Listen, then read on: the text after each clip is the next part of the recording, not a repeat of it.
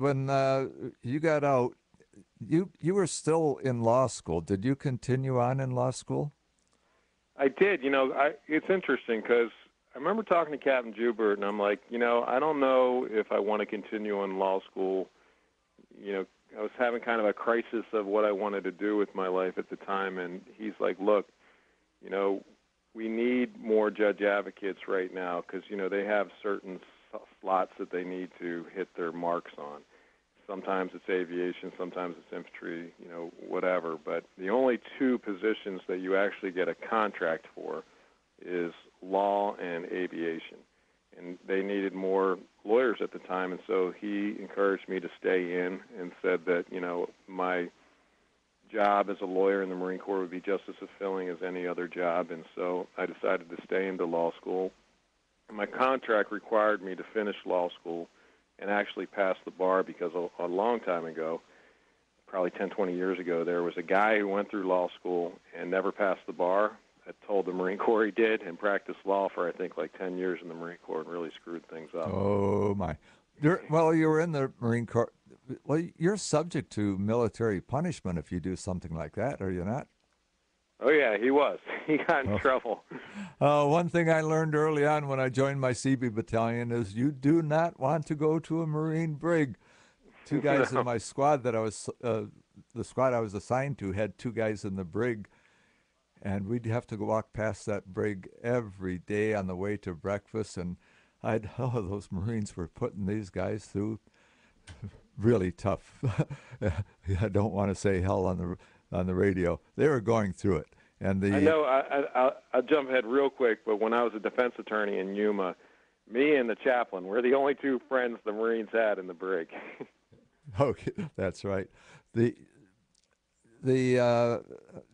You were a prosecutor and a defense attorney. You did one job or the other while you were in. What were some of the things you prosecuted? Well, I prosecuted and defended everything from military-specific crimes like UA, unauthorized absence, to missing a movement, to adultery, all the way to sexual assaults, rapes, manslaughter. One of the last cases I was involved in was a true murder case. So we did everything. If you talk to any commanding officer in the Marine Corps, it doesn't matter what level, or platoon leader, staff sergeant, gunnery sergeant, they'll tell you that 90% of their time is spent on 10% of their Marines. And as a Marine Corps judge advocate, you deal pretty much 99% of your time with that 10% of Marines. Most, the vast majority of Marines are the most solid citizens in the world. But, 10% of them get in trouble. And mostly the trouble they get into is stupid things like smoking marijuana or, missing a muster because they spent a long weekend with their girlfriend or something like that. And, those kind of things that don't matter too much in the civilian world matter a whole bunch in the Marine Corps world. Well, and they do in the military. It's astounding. You mentioned adultery. That is a crime in the military, and I remember at the same time that Bill Clinton was going through the impeachment trial for the adultery, there was an article in the newspaper about an Army DI who had consensual sex with somebody in the platoon, and he got 25 years of hard labor. They said with this disparate power that there is no such thing as consensual sex. He's probably still in the military prison. Yeah, a lot of times, the civilian world says, oh, it's archaic, adultery, why would you ever prosecute that? Well, I'll tell you why. Because unit discipline, morale, all those sorts of things, cohesion, all are wrapped up in, what's going on in somebody's head. And if your spouse is screwing around with one of your buddies, that screws up unit cohesion, morale, and troop welfare and those sorts of things, especially if you're deployed at war. And I can tell you, it's not just the enlisted that happens to. I remember one of the bigger cases I had was 2 lieutenant colonels. One was sleeping around with the other guy's wife while he was deployed, and that guy got hammered, and rightfully so. You cannot accept those sorts of things when you have men trying to fight a battle over in war, or they're getting ready to go over, and one of their supposed buddies is screwing around with their wife. You cannot accept that. It's not archaic, and it screws up what you're trying to do, what your mission is, all those sorts of things. Some civilians say, well, gee, they think of it as you get a little depressed, or you feel bad, but this is deadly. Morale is deadly. If your morale is bad when you're in a war, a lot of people can die, including yourself.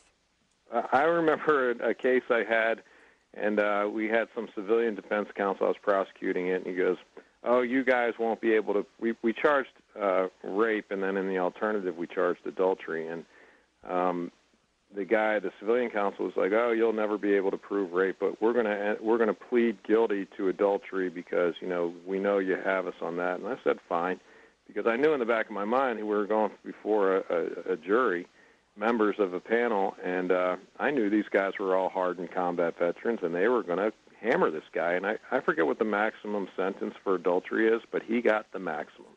He went to the break for like years for adultery. And he was a lieutenant colonel? No, this was a sergeant. But Okay. Well, that lieutenant colonel was disgraced and basically drummed out of the Marine Corps.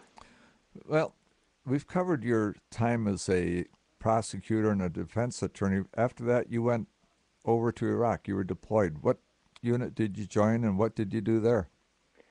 I was deployed with the 3rd Marine Aircraft Wing. I was my title was Deputy Staff Judge Advocate to the 3rd Marine Aircraft Wing, but basically what that means is I was the in-house counsel for the commanding general of the wing.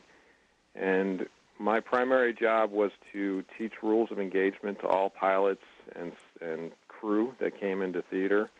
And then anytime there was targeting issues, I would go over that with the different staff officers that were involved in targeting and the commanding general. That's what I would like. That's what I would like to get on. Targeting. What is targeting?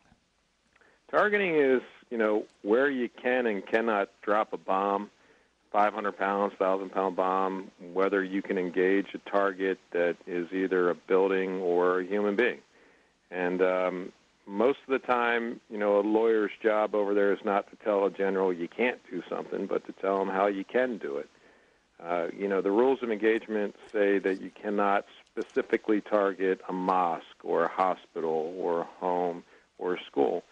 But if you're being attacked or engaged from those specific safe places, then you can target it. And I'll tell you, in Iraq, guess where we were attacked from almost every time? A mosque?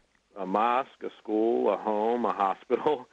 So the Iraqis and the bad Iraqis and the Al-Qaeda that were engaging us knew our rules of engagement just as well as we did. And, we had to be able to respond because the number one rule of engagement is you have a duty to defend yourself.